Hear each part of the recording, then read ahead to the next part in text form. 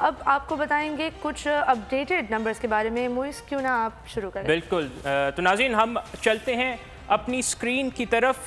तो आप देख सकते हैं कि हमारे पास कुछ रियल टाइम इंफॉर्मेशन नंबर्स आ रहे हैं। अमेरिका में रिजल्ट्स आना शुरू हो गए हैं। तो नाज़रीन सबसे पहले हम देखते हैं कि इस वक्त एसोसिएटेड प्रेस के मुताबिक, AP के मुताबिक, इस वक्त डोनाल्ड ट्रंप तकरीबन 198 इलेक्टोरल कॉलेज वोट्स के साथ आगे नज़र आ रहे हैं अभी, और कमाला 109 वोट्स के साथ शी इज़ ट्रेलिंग। कुछ और इदारे जैसे फॉक्स न्यूज़ हो गया वो डोनाल्ड ट्रंप को 205 पे दिखाते हैं और कमला हैरिस को 117 पे दिखाते हैं। तो आइए ज़रा चलते हैं, सबसे पहले अपने स्विंग स्टेट्स की जानिब चलते हैं, क्योंकि वो सबसे इंपॉर्टेंस उनको दी जा रही है स्विंग स्टेट्स को रिजल्ट्स के एतबार से। तो पहले हम नज़र डाल लेते हैं, अभी नेवाडा के रिजल्ट्स आना बाकी हैं और Arizona is one of the swing states, वो ब्लू में नज़र आ रहा है। उसके 11 इलेक्टोरल कॉलेज वोट्स हैं। फिर अगर आप थोड़ा ईस्ट वर्ड्स आप मूव हो जाएं तो साउथ ईस्ट में जॉर्जिया नज़र आ रहा है, वो रेड टेरिटरी में नज़र आ रहा है, उसके 16 इलेक्टोरल कॉलेज वोट्स हैं। फिर जॉर्जिया से आप ऊपर जाएं तो नॉर्थ कैरोलिना भी इस वक्त रेड टेरिटरी की तरफ नज़र आ रहा है, उसके भी 16 इलेक्टोरल कॉलेज वोट्स हैं। फिर आप देखें तो पेंसिल्वेनिया, जो कि काफ़ी देर तक ब्लू रहा, वो अब थोड़ा थोड़ा अब रेड टेरिटरी में जा रहा है, जो कि अभी पेंसिल्वेनिया के 19 इलेक्टोरल कॉलेज वोट्स हैं और इम्पोर्टेंस के अतबार से बहुत ज़्यादा है, क्योंकि वो सबसे बड़ा स्विंग स्टेट भी है। एंड देन आफ्टर पेंसिल्वेनिया अगर आप मिशिगन की तरफ चले जाएं, जो कि एक और स्विंग स्टेट है, उसके 15 इलेक्टोरल कॉलेज वोट्स हैं। तो मिशिगन इस वक्त जो है ब्लू, मतलब slightly leading towards the blue. फिर मिशिगन के साथ ही विस्कॉन्सिन है, Wisconsin it is slightly leading towards red. तो नाज़रीन ये US इलेक्शंस के जो नंबर्स हैं, ये कभी कुछ स्टेट्स रेड होती हैं, कभी कुछ ब्लू होती हैं। जैसे नॉर्थ कैरोलिना जब शुरू हुई थी तो कमला हैरिस को तकरीबन कुछ पोल्स के मुताबिक 68% लीड थी, but then that started getting narrower as more results came. तो इम्कान ये है कि नंबर्स में रद्दोबदल हो सकता है जैसे वक्त के साथ। तो हमने आपको बताया। बाकी अगर आप देखें अभी कैलिफोर्निया के रिजल्ट्स आना बाकी हैं, 54 सीट्स कैलिफोर्निया में है। Historically California has been a Democrat state, और जो पोल्स जो आए हैं और जो एग्जिट पोल्स आ रहे हैं और ऑब्जर्वर्स के मुताबिक कैलिफोर्निया इस दफ़ा भी ब्लू ही रहेगा। देन अगर आप चले जाएं, टेक्सास जो है वो कॉल भी हो गया है, फ्लोरिडा भी कॉल हो गया है और वो रेड में है इस वक्त। एंड जो देखें कि रेड वॉल इंटैक्ट नज़र आ रही है, इवन दो कमाला ने शुरू में आई थिंक कुछ स्टेट्स में डोनाल्ड ट्रंप को काफ़ी ज़्यादा पुश दिया। स्पेशली अगर आप देखें तो टेक्सास की बात हो गई, या उन्होंने नॉर्थ कैरोलिना में एक अच्छी स्टार्ट ली, पेंसिल्वेनिया में भी अच्छी स्टार्ट ली। बट अभी अगर आप देखें न्यूयॉर्क जो ब्लू, जो आपकी बिल्कुल ईस्ट साइड है, न्यूयॉर्क हो गया, न्यू हेवन हो गया और न्यू जर्सी हो गया, तो वो सारी side I think firmly blue इस वक्त नज़र आ रही है। तो जैसे जैसे रिजल्ट्स और अपडेट होते हैं तो हम आपको नंबर्स के हवाले से आगाह करते रहेंगे। तो अब मज़ीद चलते हैं रीबा की जानिब। रीबा, आप व्हाट नंबर्स और what facts do you have to tell to the audience? बिल्कुल, सबसे पहले before I get into the numbers, guest को इंट्रोड्यूस करते हैं। हमारे साथ हैं हमाद रोहेला, जो लीगल एक्सपर्ट हैं और हमें ज्वाइन कर रहे हैं डायरेक्टली अमेरिका से। हमाद रोहेला साहब, कैसे हैं आप? ठीक ठाक? Alhamdulillah, आप खैरियत हैं जी, thank you. It's great to have you on the show. Just before I jump into the questions, सबसे पहले नाज़रीन को बताते चलें कि मुइज़ ने अभी आपको समझाया कि किस तरीके से ये स्टेट्स रंग बदल रहे हैं जैसे हमें पोल्स के रिज़ल्ट्स मालूम होते जा रहे हैं। अब ये रिज़ल्ट्स आ कहाँ से रहे हैं, आपको बताते हैं एग्ज़िट पोल्स क्या होते हैं। जिस तरीके से हमारे यहाँ फॉर्म 45 होता है, अमेरिका में एक मुख्तलिफ चीज़ होती है एग्ज़िट पोल। जब वोटर अपना वोट डाल के बैलेट बॉक्स में पोलिंग स्टेशन से बाहर निकलता है तो दुनिया के तमाम खबररसां इदारे, स्पेशली एसोसिएटेड प्रेस और रॉयटर्स, जो बहुत सालों से इस दुनिया में इलेक्शन को कवर कर रहे हैं, वो वहाँ मौजूद होते हैं और वो वोटर से पूछते हैं कि आपने किसको वोट डाला और आपके टॉप 3 इश्यूज़ क्या थे जिसके लिए आपने वोट अपना कास्ट किया। तो जब ये एग्ज़िट पोल उनके पास मौजूद होता है तो जैसे जैसे पोलिंग क्लोज़ होती जाती है डिफरेंट स्टेट्स में एग्ज़िट पोल्स के रिज़ल्ट के अंदर बेहतरी और इम्प्रूवमेंट आती जाती है 50% से 60% से 70% से। लेकिन even until the very and ये गैर हतमी, गैर सरकारी नताइज होते हैं विच इज़ वाई हम कभी भी गारंटी के साथ नहीं कह सकते कि कौन सा स्टेट किस तरफ जाएगा, लेकिन ये एग्जिट पोल्स एक बहुत ही अच्छी तरीके से प्रिडिक्ट करते हैं कि कौन सा रिज़ल्ट किस तरफ जा रहा है। और जैसा कि मोइज़ ने आपको बताया कि कैंसस, मोंटाना, इलिनॉय ये वो स्टेट्स हैं जो टिपिकली रेड स्टेट्स हैं, और right before we were about to start ये लिटरली ब्लू थे, और अब वापस कैंसस और मोंटाना रेड हो गए हैं, लेकिन इलिनॉय एक्चुअली अभी तक ब्लू है। तो काफ़ी डेवलपमेंट्स आती जा रही हैं। लेकिन हमार जोहिला साहब, सबसे पहले आपसे पूछेंगे, आप ज़रा हमें आगाह करें कि ये इलेक्टोरल प्रोसेस की ऐसी कौन सी पेचीदगियाँ हैं जो इस इलेक्शन में ख़ास तौर पर हमें मद्देनज़र रखनी चाहिए? देखिए, इलेक्शन प्रोसेस तो बहुत कॉम्प्लिकेटेड है और ये प्रोसेस पिछले साल स्प्रिंग से स्टार्ट हो चुका है। सबसे पहले तो जो इंटरेस्टेड उम्मीदवार होते हैं वो अपना नाम फेडरल इलेक्शन कमीशन के पास रजिस्टर करवाते हैं, और उसके बाद हम देखते हैं कि जनवरी से लेकर जून तक कॉकसेस होते हैं, प्राइमरीज होल्ड किए जाते हैं जहां पे पार्टीज अपने उम्मीदवार को फाइनल करती हैं। उसके बाद पार्टी जो रनिंग मेट है उसको अनाउंस किया जाता है, जो कि हमने देखा कि बाइडेन की जो रनिंग मेट थी वही बाद में हमारे सामने आ गए। और फिर उसके बाद हमने देखा जो अभी सबसे ज्यादा इंपॉर्टेंट चीज है जिसके ऊपर मैं आपकी नजर दौड़ाना चाहता हूं, जिसके लिए इलेक्शन जाना जा रहा है, जिसको तो कहा जा रहा है कि this is one of the most litigated election in US modern history. आप ट्रंप साहब की जो पर्सनैलिटी है अगर आप उसको सामने रखिए तो एक बात जो यकीनन कही जा सकती है, जो उनके मुखालिफिन भी कहते हैं और जो उनके फेवर में है वो भी हमेशा ये बात मानते हैं कि जहां पर ट्रंप जैसी शख्सियत होती है वहां पर एक चीज कंफर्म होती है कि कोई भी बात यहाँ पर मामूल के मुताबिक नहीं होगी। इसको दूसरे अल्फाज में कहा जाए तो इसका मतलब ये है कि वहां पर कुछ ना कुछ कंट्रोवर्शियल जरूर होगा। तो इस बार भी इलेक्शन लड़ने का जो तरीकेकार हमारे सामने आया है, बैलेट के जरिए तो इलेक्शन लड़ा ही जा रहा है, लेकिन कोर्ट्स में भी साथ ही साथ ये इलेक्शन लड़ा जा रहा है, जिसकी वजह से एक तासुर मिल रहा था कि शायद ये सन 2000 में जो इलेक्शन हुआ था यूएस में उसका रीटेलीकास्ट होगा। मैं आपके सुनने वालों को, देखने वालों को बताता जाऊं कि सन 2000 में जब इलेक्शन हुआ था और जिसका रिजल्ट आया था उसके ऊपर क्रिटिसिज्म ये किया जाता है कि वो इलेक्शन वो अमेरिकन जो है वो इलेक्शन बैलेट के थ्रू नहीं जीते थे, वहां पर एक जज के वोट से इलेक्शन जीता गया था और उससे पार्टी बनाई गई थी। उसका अगर बैकग्राउंड में आपको बताता चलूं तो उस वक्त के जो वाइस प्रेसिडेंट थे एल गॉर, वो इलेक्शन लड़ रहे थे उस वक्त के टेक्सास के गवर्नर बुश के साथ, और जो रिजल्ट थे बहुत नेक टू नेक आ रहे थे, जैसे प्रेडिक्ट किया जा रहा था कि इस बार भी आएंगे। लेकिन अभी तक जो आपने सिचुएशन बताई है उससे मुझे भी पता चला है कि क्लियरली लग रहा है कि ये बहुत ज्यादा हेड टू हेड फिलहाल तो नहीं है, ट्रंप आगे नजर आ रहे हैं। बहरहाल उस इलेक्शन में हुआ ये था कि बुश और एल गॉर बहुत करीब आ चुके थे। बुश के 246 वोट थे, एल गॉर के 255 वोट थे। तो लास्ट जो बैटल ग्राउंड जिसको कहा जाता था उस वक्त जो स्विंग स्टेट थी वो फ्लोरिडा थी, उसके 25 वोट बहुत इंपॉर्टेंट हो गए थे। उस वक्त तक जो टोटल मार्जिन था बुश का वो सिर्फ और सिर्फ 900 वोट का था, जिसकी वजह से ऑटोमेटिकली ये सारा मामला चला गया था रिकाउंटिंग में, मशीन की रिकाउंटिंग में। लेकिन जो एल गॉर थे उनकी डिमांड थी कि ये बाय हैंड रिकाउंटिंग की जाए, और जैसे पाकिस्तान में कहा जाता है कि 35 पंक्चर लगाए गए या 4 हल्के खोल दो, इसी तरीके से वहां पर भी 4 काउंटीज के बारे में डिमांड की गई कि उनके ऊपर रिकाउंट किया जाए। ऐसे में जो फ्लोरिडा की सेक्रेटरी थी, जो कि ना सिर्फ रिपब्लिकन थी बल्कि उन्होंने साथ ही साथ बुश के लिए वोट कैंपेन भी किया हुआ था, उन्होंने कहा कि ये रिकाउंटिंग का जो अमल है ये 14 नवंबर तक खत्म कर दिया जाए।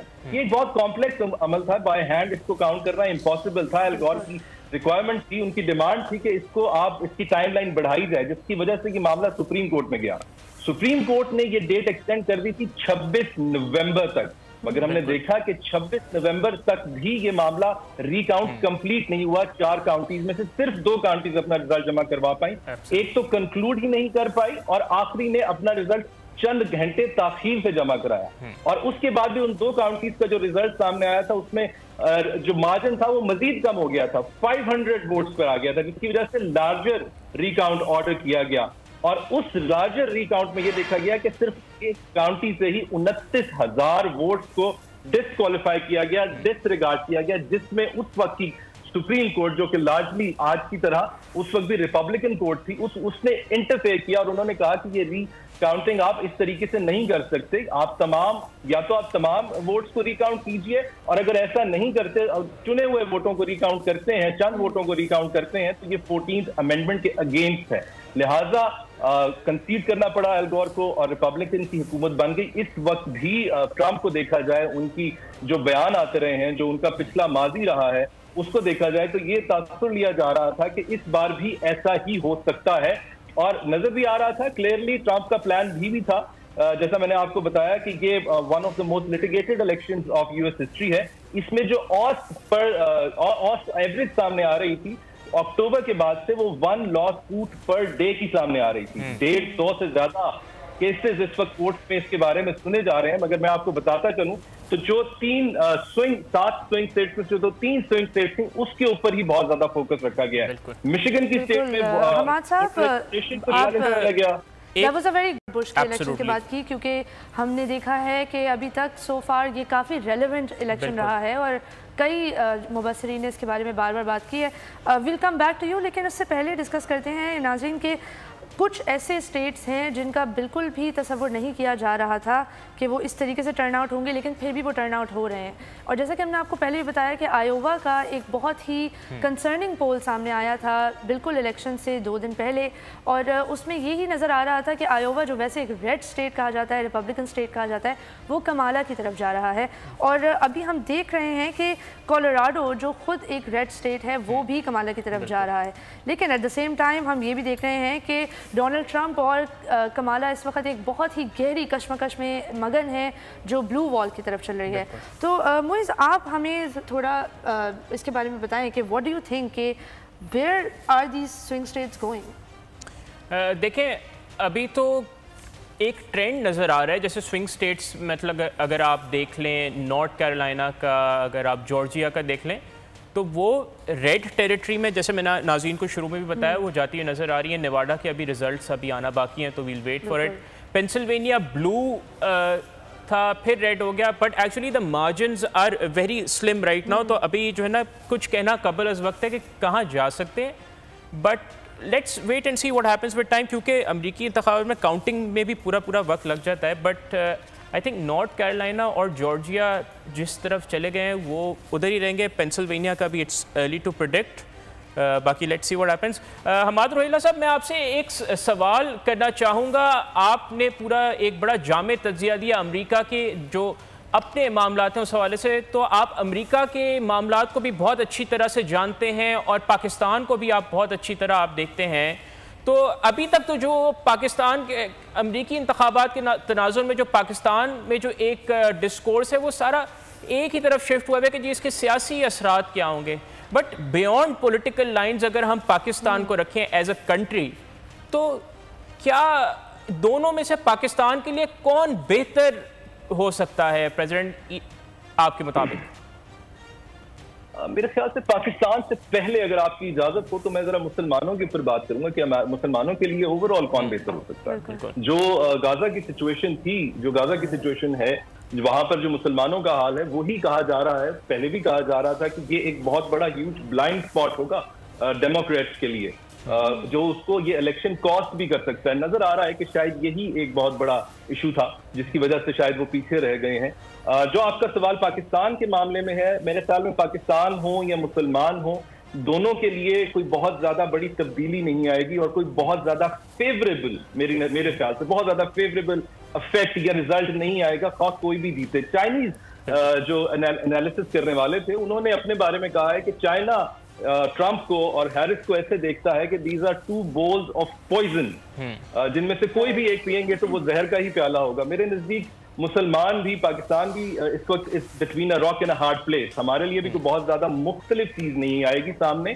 जो कहा जा रहा है, जो अमेरिका का हमारे साथ एक डिमांड है कि IMF से लिए गए पैसों को आप चाइनीज कमर्शियल बैंक को वापस इंटरेस्ट की सूरत में मत कीजिए, वही मुझे नजर आता है, उसी को लगता है कि वही उसी पॉलिसी को लेकर आगे चला जाएगा। बाकी हमें बताया जाता है कि वो हर मुल्क के साथ अमेरिका एक इंडिपेंडेंट ताल्लुक रखता है। हमें भी कहा जा रहा है कि आपके साथ भी एक इंडिपेंडेंट ताल्लुक रखा जाएगा, चाइना के साथ आपको नत्थी नहीं किया जाएगा, आपको टैग नहीं किया जाएगा। बिल्कुल, हमें भी समझना चाहिए। हमाद साहब, आई थिंक ये बहुत ही इंसाइटफुल रिस्पॉन्स था, और चाइना के हवाले से, फॉरेन पॉलिसी के हवाले से ये इलेक्शन वैसे ही बहुत ज़्यादा ज़रूरी रहा है।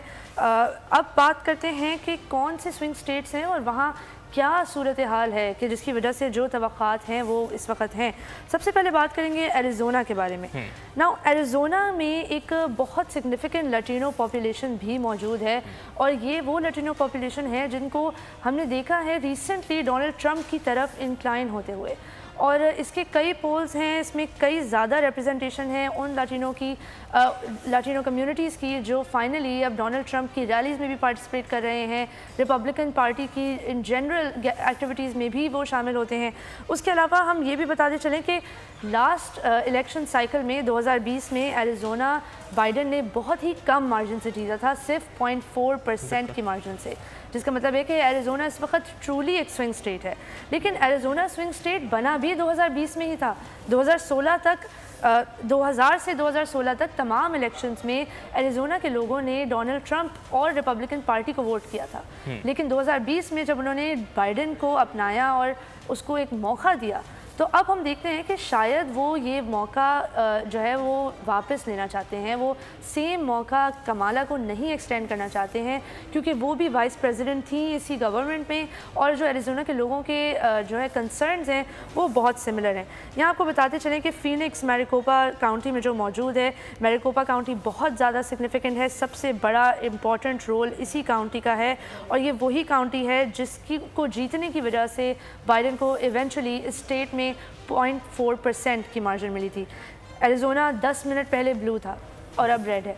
तो जब हम this is how quick actually things change. मतलब अगर आप स्क्रीन देखते हैं आपको कभी लगेगा कि डोनाल्ड ट्रंप बिल्कुल जीत रहे हैं, और मतलब हम नाज़रीन को ये बताना चाह रहे हैं कि जो आपके सामने जो नंबर्स इस वक्त हैं वो अभी काफ़ी प्रीलिमिनरी हैं। अभी थोड़ा सा आई थिंक वेट करना बेहतर है, मेरे ख्याल में वेट करना ज़रूरी है। लेकिन इसमें हम जो हमें नंबर्स चेंज होते हुए भी नज़र आ रहे हैं ना, उसके बारे में भी लोगों को बताते हैं। असल में नाज़रीन ये नंबर्स चेंज क्यों होते हैं, कब अचानक से स्टेट रेड हो जाता है, कब ब्लू होता है।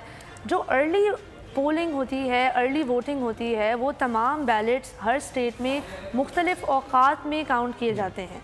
कुछ ऐसे स्टेट्स हैं जहाँ ये बैलेट्स तब काउंट किए जाते हैं जब पोलिंग बंद हो जाए।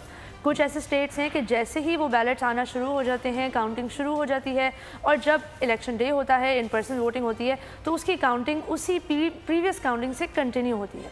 लेकिन जब हम देखते हैं कि कई ज़्यादा स्टेट्स में पहले ही कास्ट किए गए हैं और वो बाद में काउंट होना शुरू हुए हैं, तो ऑब्वियसली जब एक बहुत ह्यूज चंक ऑफ बैलेट्स बाद में काउंट होगा तो रिजल्ट चेंज होगा।